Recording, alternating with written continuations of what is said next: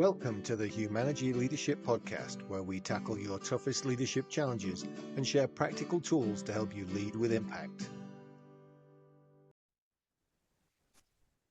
Welcome to this episode. My name's David Wheatley, and I was reflecting recently, probably because I just became a grandparent for the third time, and on babies. And in this reflection, I was thinking back to my time at Hendon. Now, Hendon is, or was, the police college for the city of London and the whole metropolitan area of London. It would be like people in America saying that their kids went to Annapolis. Everybody would understand that they'd gone to the Navy College. In England, if you said, my kid's gone to Hendon, you'd understand that they'd gone to the police college. So when I went to the police college back in the mid-'80s, one of the things that was exciting was our first aid class, where the first aid instructor told us everything that we'd be covering in our time at the college. And this went from very basic recovery position to CPR. And CPR was important because quite often a police officer in London will be the first on scene at an event that got called in. And so that was important to know.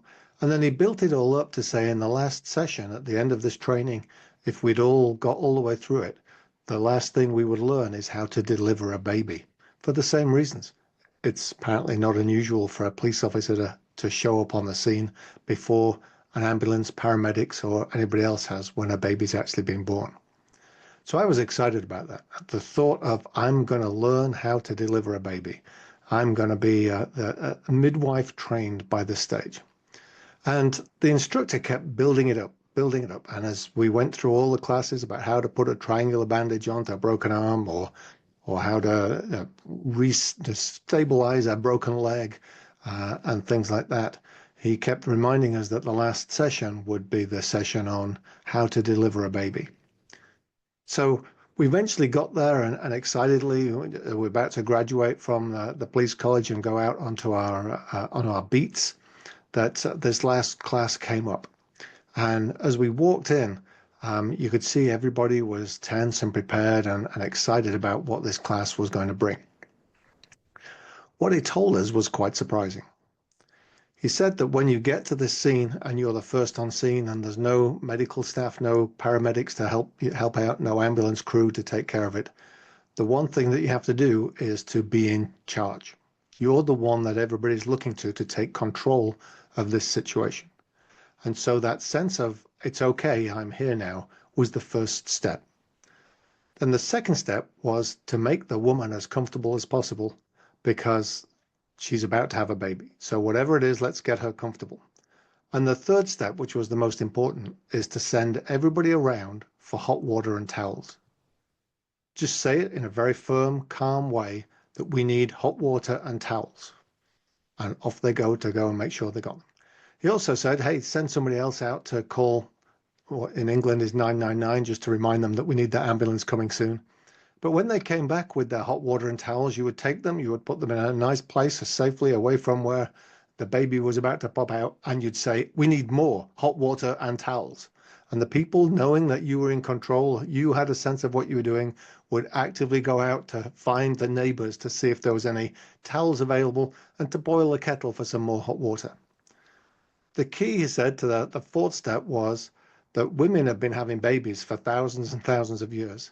So all you're doing is creating a space for this woman to take care of what she's more than capable of taking care of, and that she would actually naturally know what to do. So that would happen. All your job was to clear that space and to make sure that everybody else wasn't panicking about what was happening. So eventually, when the process happened, as long as nothing went slightly awry when the process happened, you'd be fully equipped and armed with plenty of towels to wrap that baby in, waiting for the paramedics and the ambulance to show up, and plenty of hot water to make a nice cup of tea. As I reflect on this, I think about leadership and the role of leadership.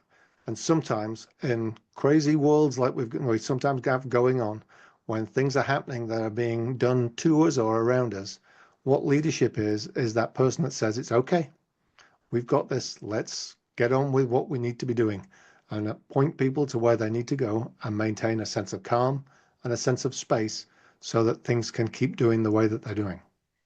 In one organization I used to work with, a plant manager would call it providing air cover.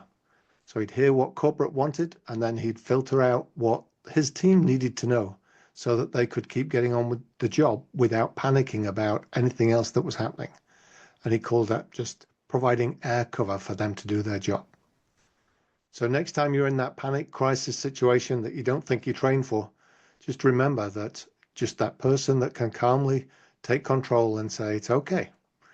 We'll create some space for those that are panicking to go off and feel like they've got a job, and then we'll let nature take its course one way or another and be ready for whatever comes out the other end. That was the Humanity Leadership Podcast. Make sure you like and subscribe and visit humanity.com for many more resources.